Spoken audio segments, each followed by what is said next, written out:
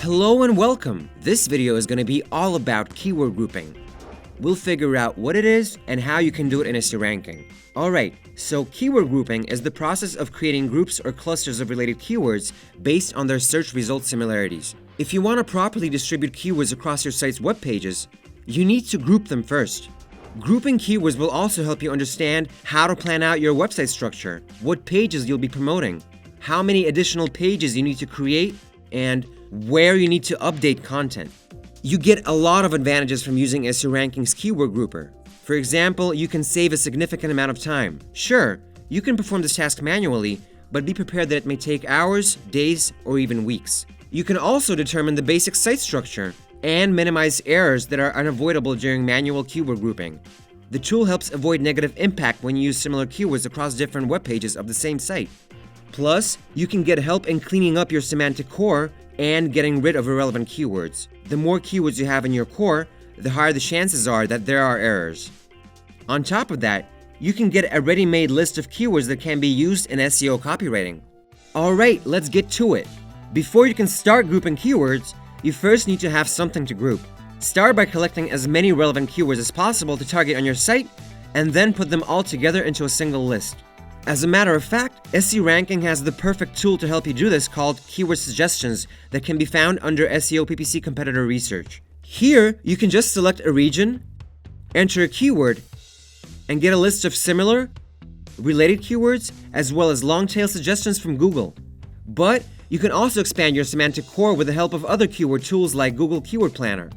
Now, once your list of keywords is ready, head on over to the Keyword Grouper tool. The first thing you need to do here is decide what the title of your report will be, so that it'll be easier for you to find it later on. Then, select the country and specify the location down to the city or zip code level whose search results will be analyzed during the keyword grouping process. We advise you to select a country where you're either promoting your website or are planning to.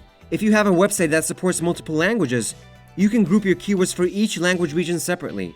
Doing so will allow you to take regional search results into account when optimizing your semantic core. In the next step, you need to select the Google interface language, and keep in mind that you need to go for the language that your target audience uses when running online searches. Next, set the keyword grouping accuracy level on a scale of 1 to 9. The keyword grouping accuracy level is the minimum number of URLs that two keywords need to have in common in the SERP in order to be grouped together. Let's say you set the keyword grouping accuracy level to 3. So, what does our robot do?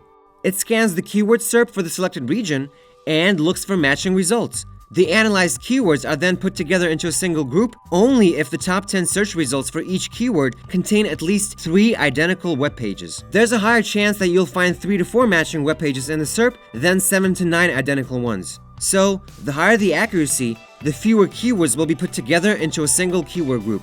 For informational websites and blog posts, it's important to collect as many keywords as possible for a single page. If you decide to break keywords down into groups too much, and as a result create several pages based on such groups, they can start competing with each other in the SERPs, something known as keyword cannibalization. For such sites, we recommend setting the keyword grouping accuracy level to 3 or 4.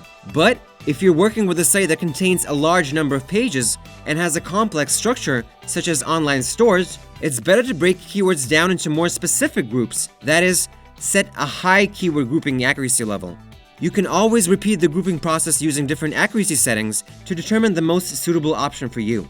The next important step is selecting the keyword grouping method. The available options are soft and hard. If you go for the soft grouping method, the system will find the keyword with the highest monthly search volume and compare it with every other keyword in the list to see how many URLs they have in common among the top 10 search results. If the number of common URLs matches the set keyword grouping accuracy level, the keywords will be put into a single group. Every keyword in a group will have URLs in common with the keyword with the highest monthly search volume, but they may not have any URLs in common with one another. Note that if you select the soft grouping method, you will ultimately get fewer keyword groups, but each group will contain more keywords. It's best to choose this method if you have an aggregator site, a blog, or a media site. Now let's take a look at the hard grouping method. It compares every keyword in the list against one another and groups them together if they have the same set of URLs in the top 10 search results given the set grouping accuracy level. Since this method has a high grouping accuracy level, It eliminates the possibility of a group containing any irrelevant keywords. We recommend using the hard grouping method when you need to have keywords that match perfectly in a single group. For example, say you're promoting a client's website and you make a promise that each of the keywords in the list will make it to the top of the search results. For this reason, it's important for these keywords to be as relevant as possible to the topic of the page and to the other keywords in the group. The next step is the search volume check. The tool can actually check the search volume of keywords during the grouping process. Having keyword search volume data can ultimately help you identify your most promising keywords and filter out unpopular ones. Now, if you've already checked the search volume of keywords while you were doing keyword research, you can upload the file to the tool where one column contains the keyword and the other indicates its search volume. Or you can not check the search volume at all. And finally, the last step is adding the keywords. You can either enter them manually right over here or import a file. The cost of the keyword grouping process is calculated depending on the number of keywords added to the tool and whether or not you have decided to run a search volume check. If everything's ready, start grouping your keywords. While the system's doing all the heavy lifting, you can go ahead and focus on other things. Once the results are in, you can find them under the Results tab. Here we can straight away see the total number of keywords that were submitted for grouping and the set grouping accuracy level.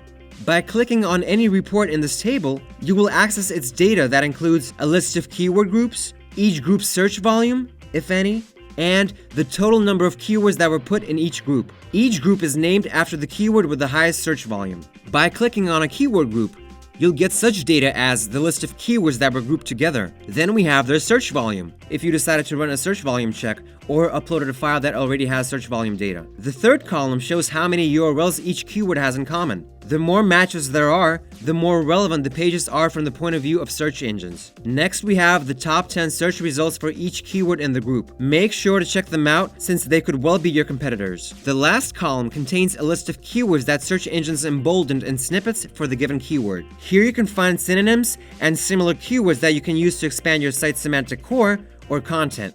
These keywords can also be used in tags. At the very end of the result list, you'll find ungrouped keywords, as in those that weren't added to any group. Take a good look at these keywords. Perhaps you can manually add them to existing groups, create separate pages for these keywords, or just delete them. You can export your keyword groups into a convenient for you file format, or add keyword groups to a project.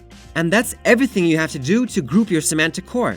Add your keywords, configure the grouping settings, and analyze the results. By the way, you can also group your existing semantic core, the one that you group manually. And while you're at it, check the accuracy and possibly make changes. If you have any questions about the tool, leave a comment below or contact us via live chat. Sign up to our YouTube channel to be the first to know when we release a new video on how to use SEO ranking. And if you like it, leave a like.